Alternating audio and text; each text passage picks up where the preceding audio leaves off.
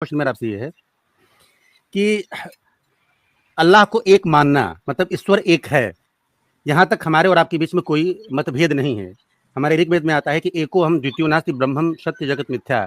ठीक। इस सारी कायनात को बनाने वाला एक वही है, वही ऑलमाइटी है, वो सुप्रीम है। यहाँ हम भी और आप दोनों एक ठीक प्लेटफॉर्म पे खड़े हैं। ठीक ठीक लेकिन आगे जहाँ तक मैंने स्टडी किया है, अब चूँकि अभी मैंने शुरुआत की हुई है स्टडी करने की, तो उसमें एक चीज़ जी आती है कि मुसलमान वो है जो अल्लाह की ज़ात पे यकीन तो करे, उसके नबी पे भी यकीन करे, उसके ऊपर भी ईमान ले आए।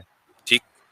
मैं अल्लाह की ज़ात पे यकीन करता हूँ, मैं ये मानता हूँ कि सारी कायनात को बनाने वाला वो है और उस ऑलमाइटी है, वो सुप्रीम है। मैं यहाँ तक सहमत हूँ आपसे कि चलो वो अगर मूर्ति पूजा को लेकर के या शिर्क को लेकर के अगर आप वो करते हैं, तो चलो मैं इसको इग्नोर करता हूँ कि चलो मूर्ति पूजा मुझे नहीं करनी है। क्योंकि हमारे मैं मूर्ति पूजा करूँ ना करूँ, इसमें मुझे कोई मतभेद नहीं है। हमारा धर्म इसकी इजाज़त देता है। मैं यहाँ तक सहमत हूँ आपसे। लेकिन मैं नबी के ऊपर यकीन नहीं रखता हूँ। तो इसका मतलब क्या हुआ? अभी भी मैं कुफ्र कर रहा हूँ। ठीक।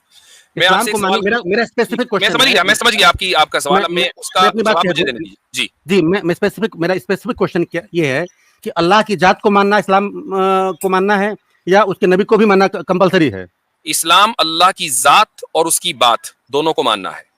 अगर आप ये कहते हैं ना जी मैं उसकी जात को तो मानता हूँ, जी। बात नहीं मानता, तो क्या आप ये कहेंगे कि आप उसके बिलीवर हैं? मिसाल के तौर पर आप ये कहें कि मैं अपने बाप के वजूद को तो मानता हूँ, लेकिन उसकी बात कुछ नहीं मानूंगा मैं, तो फिर आप अपने बाप के कहाँ रहे? नहीं। बताइए, है ना? तो एक आदमी खुदा की जात को मान रहा है, उसकी बात को नहीं मान रहा, फिर वो खुदा का कहाँ रहा? वो तो खुदा का बागी ठहरा ना। अब खुदा की बात यह है कि अतीउल्लाह व अतीउर रसूल, कि तुम अल्लाह की इताअत करो और रसूल की भी इताअत करो, उसकी भी फरमाबरदारी करो। अब आप ये कहें कि नहीं मैं तो खुदा की जात को मानूंगा, रसूल को नहीं मानूंगा, तो आपने खुदा की बात को रिजेक्ट कर दिया। तो जैसे एक इंसान अपने बाप के वजूद को माने लेकिन उसकी कोई बात ना माने, तो वो अपने बाप का नहीं। तो ऐसे ही एक आदमी खुदा की जात को माने, उसकी बात को ना माने, तो वो खुदा का नहीं। और जो खुदा का नहीं, फिर वो जन्नत में कैसे जाएगा खुदा की?